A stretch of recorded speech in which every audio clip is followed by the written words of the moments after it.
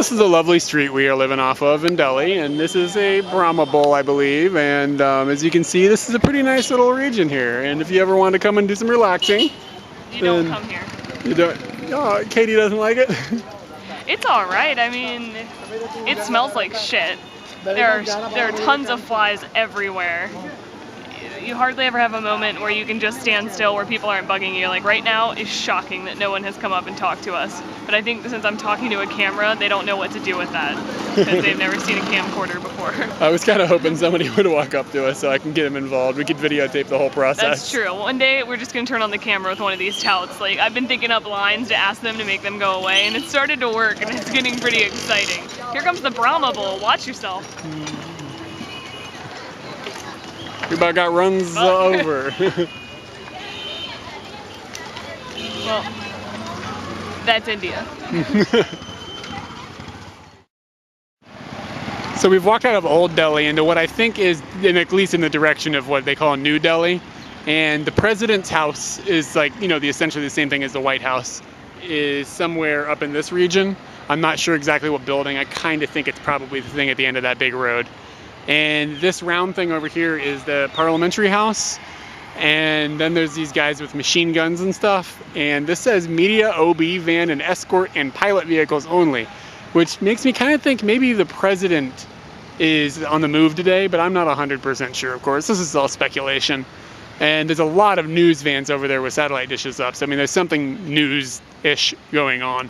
But this area is a complete 180 from the area we're staying in intensity. It is very, very calm comparatively.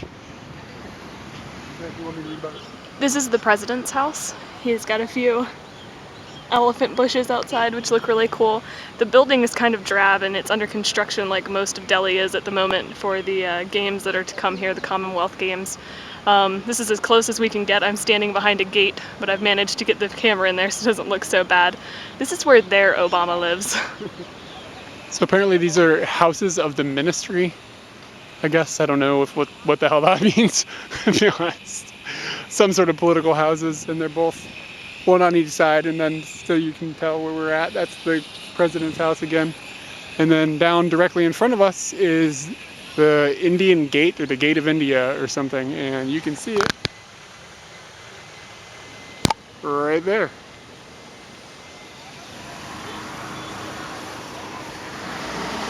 Maybe hard to see, but along this ledge here, those are monkeys.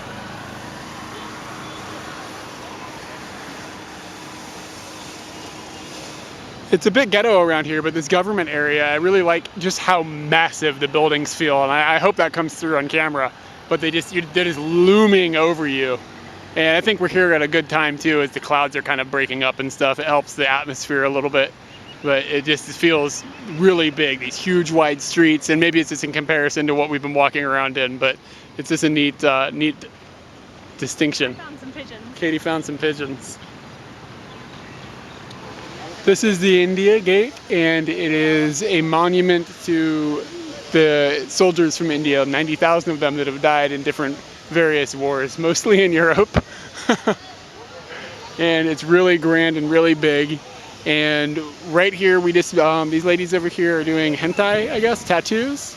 And we were sitting there, and an Indian family came and had one, the mother had one done. And she looked mean. She looked like she wasn't happy that we were watching them do this. And when they stood up to walk away, she gave us a big smile, and her daughter was talking to Katie, and they ended up taking pictures with us. And this is the picture that we took, and hopefully it came out good. Picture. And then afterwards, we gave her an email address so that, I don't know, who knows. And then a group formed, and all these guys want to take pictures for us and charge us and this and that. But it was pretty cool, and they were very, very nice people.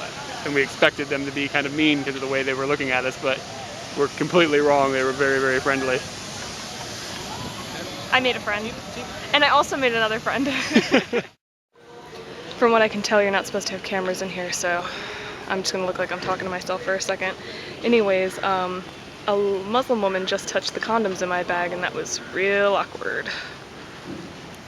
My condoms have passed the security check, and we are in the Red Fort. It was built in the 1600s by a emperor who wanted to move his capital to the Delhi region, and his son had him imprisoned in a in a fort in another town where the current capital was. So he never got to rule there, but his son did rule here during the height of that empire. And it's just this huge, magnificent fort, and it's a little bit dilapidated and run down now, but you can see that it was absolutely astonishing back in its operational days. This building here in the Red Fort is the Hall of Public Audiences, and the emperor, of which there was only one major emperor that ruled from this area, would sit up in this area and hear like disputes and things like that. And this is also where they had the inauguration of the fort when they first opened it. So we just went in this little museum that's in the Red Fort, and when you walk in, the guard was like, "No pictures." It's like, okay, no pictures, no problem. And a couple minutes later, when I was by myself and nobody else was around, he comes up to me and he goes, "Pictures? 20 rupees." He was completely trying to get me to give him a bribe so I could take pictures of things I didn't even want pictures of. And then Katie. I was walking around by myself, and I noticed that a whole bunch of people were staring at me, and I got caught up like reading this newspaper that was from, what was 1836 or something? 1848, and it was just like a classifieds where like people were selling things. So I was like, and it's all in English, so you can see what people were selling, like houses and trying to get a secretary and stuff like that, and I was absorbed in it. I didn't realize that a crowd of men had like formed around me. Like I had 5 guys like standing all around me until I backed up into one, and like it's a little intimidating. I didn't realize they were all staring at me until I got out of my own little world with the newspaper. It was a little intimidating. And then I went and found Eric. And then I stared at her. So we're walking around, and we've been standing at a few places, and oh, 3Z left. This dog's been following us around for quite some time. Just if we're reading something, he's standing right behind us, just sniffing us and hanging out and playing with other dogs, and then hello. And he's just been following us from one area to another. It looks like now he's sniffing around. That dog is leaking. It's just walking and things are leaking out of that dog. He's not a scary dog or anything, but he does have some leakage problems. We call him 3Z.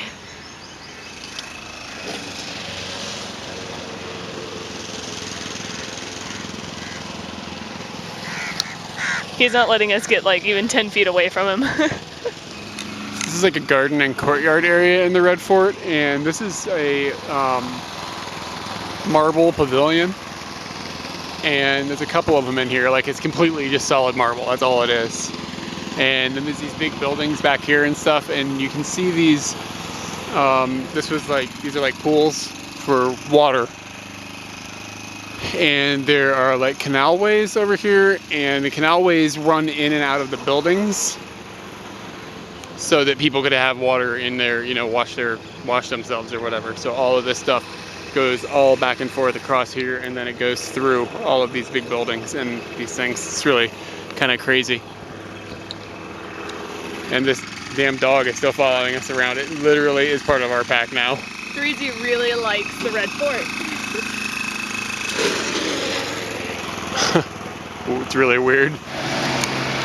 So during the British occupation, this gate was kind of a political sign where Indian people wanted the Indian flag to fly above it.